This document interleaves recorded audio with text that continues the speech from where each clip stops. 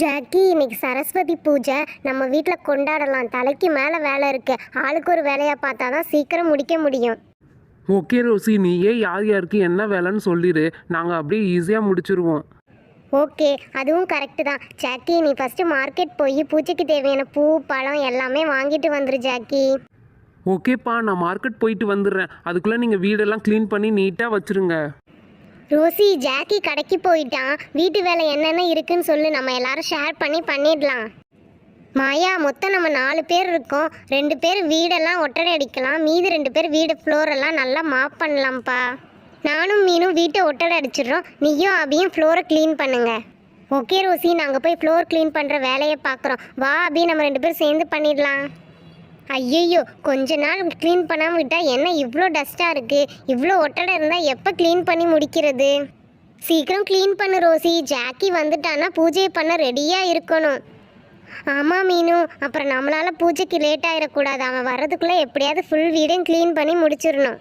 இதில் இந்த பாத்திரங்கள் வேறு மீனு ரொம்ப டிஸ்டர்பன்ஸாக இருக்குது. கிச்சன் க்ளீன் பண்ணுறது ரொம்ப கஷ்டம் போல். நம்ம வீட்டை ஒட்டடை அடிக்கிறதுக்கே இவ்வளோ கஷ்டப்படுறோமே. பாவம் அபியும் மாயாவும் ஃப்ளோர் ஃபுல்லாக எப்படி க்ளீன் பண்ணுவாங்களோ.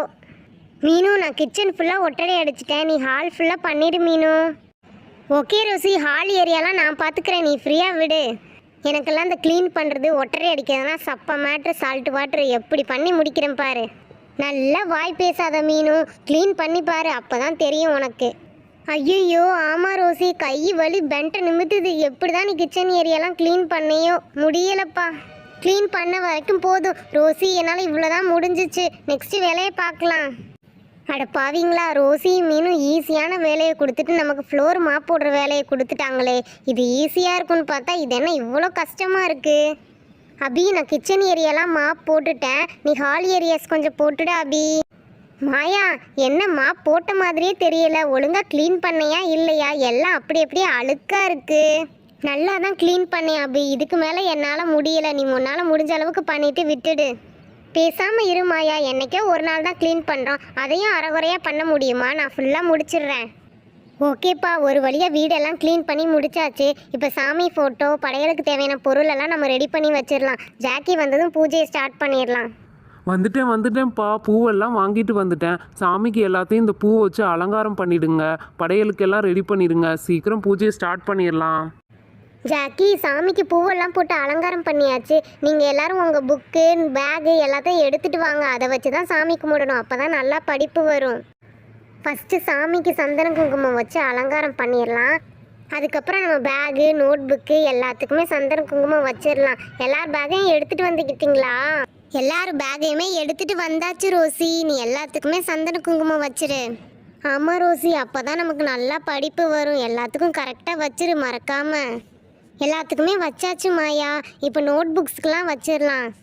High super. சரஸ்வதி பூஜை வந்தாலே எனக்கு ஒரு ஜாலி. நோட் புக்ஸுக்கெலாம் சந்தன குங்குமம்லாம் வச்சுட்டோன்னா அந்த ஒரு நாள் ஃபுல்லாக நம்ம புக்கை எடுத்து படிக்கவே தேவையில்லைல்ல. அபி, ஏன் அபி உன் புத்தி இப்படி போகுது? நம்ம நல்லா படிக்கணும்னு தானே சாமியே கும்பிடுறோம். சரி ஓகே, இப்போ சாமிக்கு படையல் போட்டுடலாம். வாழைப்பழம் பொரி எல்லாமே சாமிக்கு படைச்சிடலாம். ஃபைனலி நம்ம சூடத்தை கொளுத்திட்டு தீபாவளை காட்டிட்டோம்னா எல்லாம் முடிஞ்சிச்சு. சரிப்பா, எல்லாரும் நல்லா வேண்டிக்கோங்க. நம்மளாம் நல்லா படித்து பெரிய ஆளாக வரணும். நம்ம லைஃப்பில் எந்த தடைகளும் இல்லாமல் நம்ம நல்லா எல்லா காரியத்துலேயும் வெற்றி பெறணும். நல்லா வேண்டிக்கோங்க. ஓகேப்பா, எல்லாரும் தீபாவளை எடுத்துக்கோங்க. மாயா, மீனு, அபி, ஜாக்கி எல்லாமே எடுத்துக்கோங்க. ஓகே ஃப்ரெண்ட்ஸ், இதே மாதிரியே நம்ம சப்ஸ்கிரைபர் எல்லார் வீட்லேயும் சந்தோஷமாக சரஸ்வதி பூஜை கொண்டாடுங்க. எல்லாருக்கும் நல்லா படிப்பு வரணும்னு நாங்களும் ப்ரே பண்ணிக்கிறோம். இந்த வீடியோ பிடிச்சிருந்தா சப்ஸ்கிரைப் பண்ணுங்கள். நெக்ஸ்ட் வீடியோவில் பார்க்கலாம். பாய்.